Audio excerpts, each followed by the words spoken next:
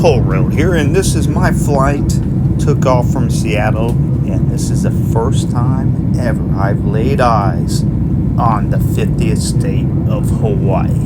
It is Oahu below us. We're going to fly right over the top of it. You get a good view of the city and the entire island. So you better buckle up, buckaroos. You better take a ride on the toll road. So we're flying over the island from, I believe, east to west. So you'll be looking at the north end of Oahu there and some of the beaches right along the coastline. Got pretty lucky. Wasn't a whole lot of clouds today. We'll run across a few, but you'll be able to see some of the little cities and stuff down there. And there was a lot more build up there than really I anticipated. Like, look at the top there, a bunch of houses and buildings and stuff. Kind of expected it to be like all wild and green and overgrown except for right at Honolulu, but there's pockets of cities just about throughout the entire island there.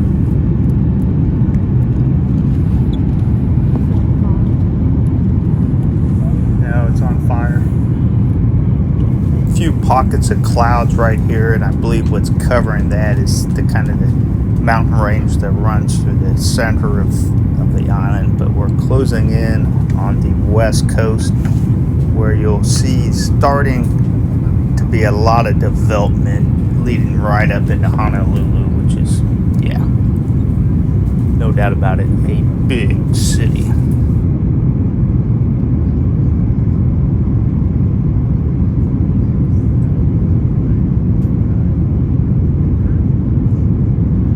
The population of Honolulu is closing in on 350,000 people, so that is a major city, and it's also the most expensive place to live in the U.S. Cost of living is skyrocketing.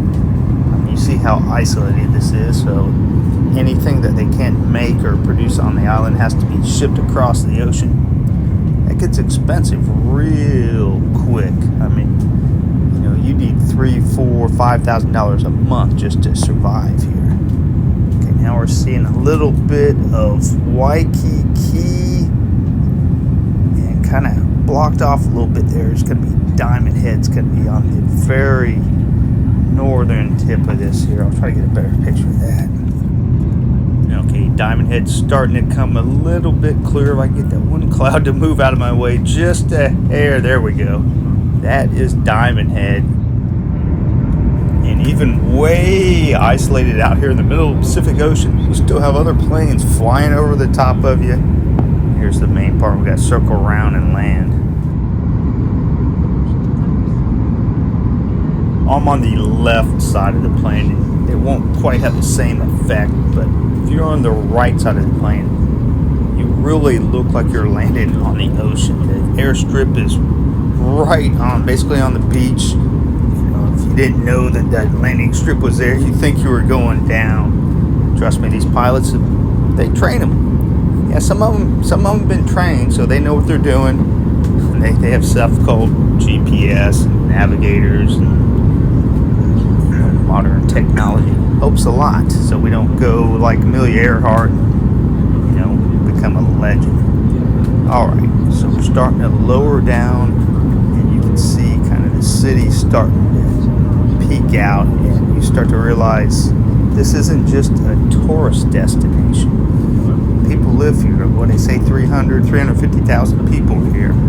That means you have to have infrastructure like water treatment and warehouses, factories, and you kind of see that coming through this way.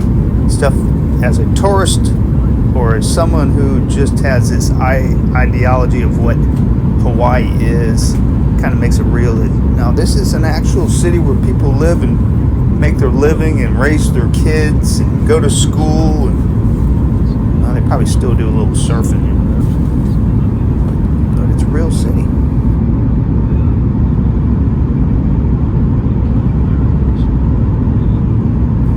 And the Hawaiian Islands are one of the most isolated places on Earth, really. They're 2,500 miles from the coast of the U.S., Seattle, San Francisco, L.A., give or take.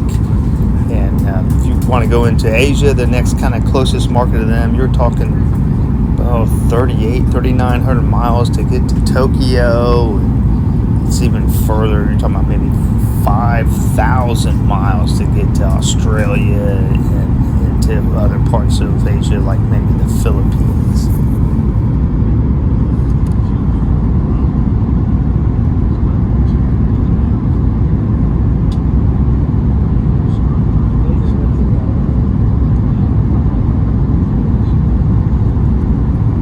Don't hold me to this, I could be wrong, but I believe we're flying really near or maybe even right over Pearl Harbor.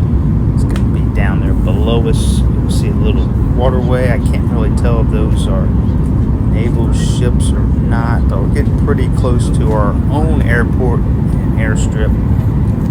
I think that's pretty close to each other.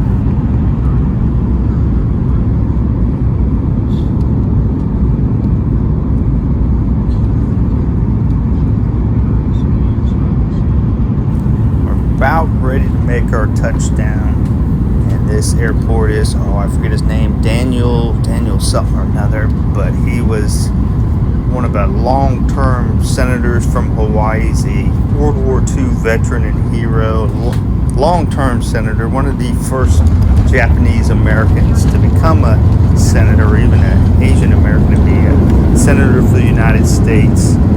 True hero. His last name starts with an I. I'll have to post a label down here for you.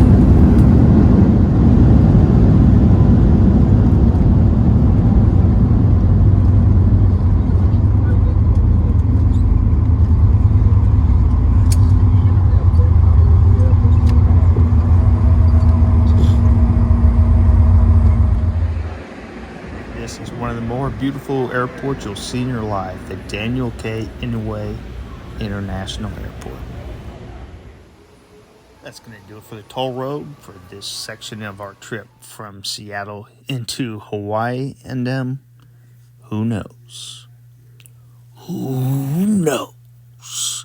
Who knows where the toll road will lead to next?